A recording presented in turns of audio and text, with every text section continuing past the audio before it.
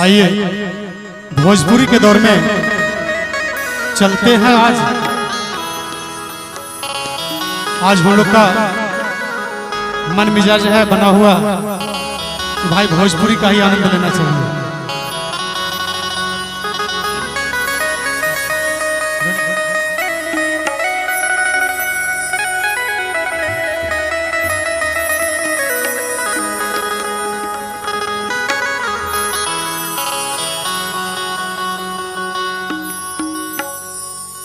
मिले खातिर दिल बेकरार काहे होला,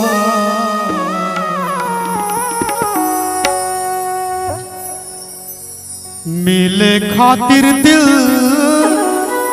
बेकरार काहे होला, प्यार में लोगवा बीमार काहे होला, प्यार में लोगवा बीमार काहे होला, मिले खातिर दिल बेकरार काहे होला, मिले खातिर दिल बेकरार काहे होला, प्यार में लोगवा बीमार प्यार में लोगवा बीमार काहे होला।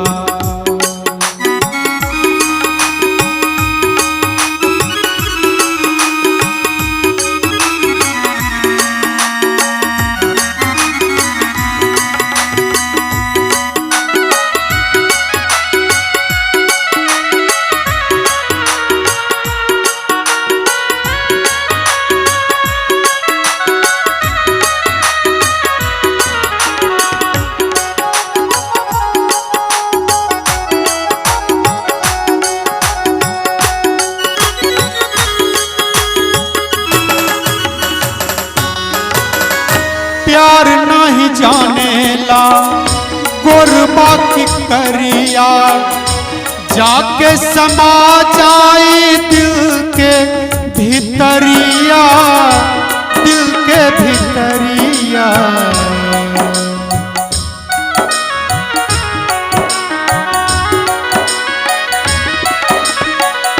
प्यार नहीं जानेला गोरबा की करिया, जाके समा जाला दिल के भीतरिया, दिल के भीतरिया। नीमन आदमी हो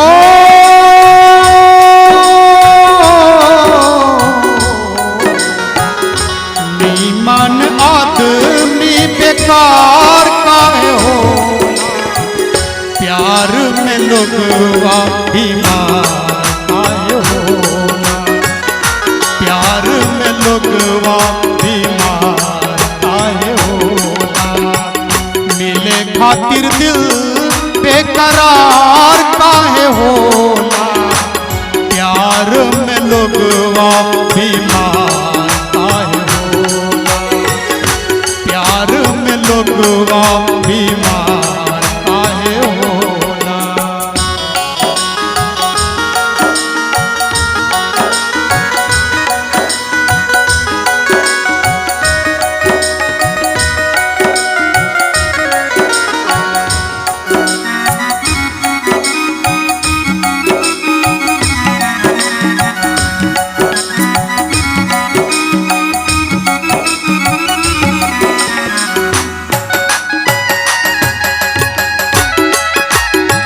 क्या बात है, बहुत सुंदर।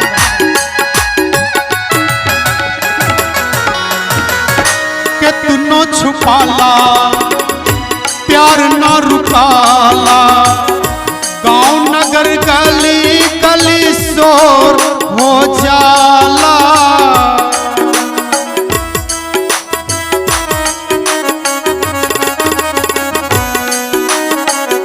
कितनो छुपाला प्यार न रुकाला, गांव नगर गली गली शोर मच जाला, शोर मच जाला।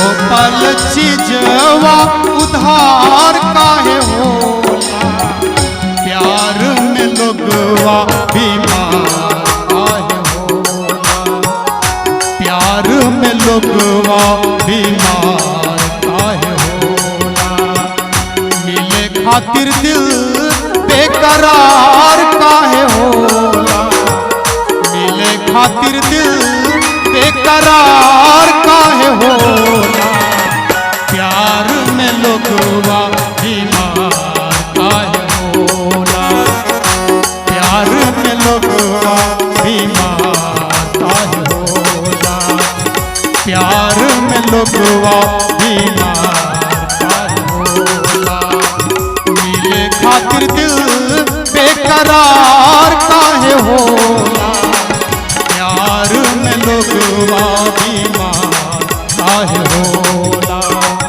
प्यार में लोगवा बीमार काहे होला, प्यार में लोगवा